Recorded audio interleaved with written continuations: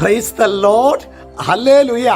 ഇന്ന് ഈ വെള്ളിയാഴ്ച ശുശ്രൂഷയിൽ വലിയൊരു അഭിഷേകം പ്രിയ സഹോദരങ്ങൾ ഇന്നത്തെ നോമ്പിലും ഉപവാസത്തിലൊക്കെ നിങ്ങൾക്ക് ലഭിക്കട്ടെ. എന്ന് ബലിയർപ്പണത്തിൽ തീഷ്ണതയോടെ പങ്കെടുത്തിട്ടുണ്ടാവുന്ന വെച്ചാൽ അറിയാം. ഇന്നലെ നമ്മളുടെ ശുശ്രൂഷയ്ക്ക് നേതൃത്വം കൊടുത്തു, വചന ശുശ്രൂഷയ്ക്കും ബലിയർപ്പണത്തിനും നേതൃത്വം കൊടുത്തു ടിജോ മുളകരജനാണ്. ഇന്നലത്തെ ശുശ്രൂഷ കഴിഞ്ഞപ്പോൾ കുറേ പേര് അച്ഛനോട് പറയുകയുണ്ടായി, അച്ഛൻ്റെ ബലിയർപ്പണവും വചന ശുശ്രൂഷയ്ക്ക് ശരിക്കും ഹൃദ്യമായ ഒരു അനുഭവമായിരുന്നു എന്ന്. അതെന്താണെങ്കിലും കർത്താവിനെ അനുഭവിച്ചവർ ബലിയർപ്പിക്കുമ്പോൾ, കർത്താവിനെ അനുഭവിച്ചവർ നമ്മുടെ വീട്ടിൽ വരുമ്പോൾ അത് ഭയങ്കരമായ ഒരു അഭിഷേകമായിട്ട് മാറും. ഹല്ലേലൂയ. ഇന്ന് നമ്മളിന്ന് പ്രാർത്ഥിക്കുന്നത് അത് ദിനവൃത്താന്തത്തിൻ്റെ 1-ാമത്തെ പുസ്തകം 4:10. അവിടെ യാബസ് എന്ന് പറയുന്ന ഒരു ദേവദാസന്റെ പ്രാർത്ഥനയാണ്. നമ്മളെല്ലാവരും നിർബന്ധമായിട്ട് ആ പ്രാർത്ഥന പഠിച്ചിരിക്കണം കേട്ടോ. ആ പ്രാർത്ഥന എങ്ങനെയാണ്?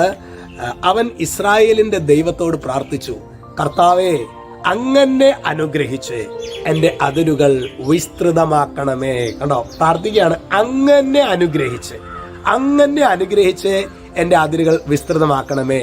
അങ്ങയുടെ കരം എന്നോട് കൂടെ ആയിരിക്കുകയും വിപത്തുകളിൽ നിന്ന് എന്നെ സംരക്ഷിക്കുകയും ചെയ്യണമേ.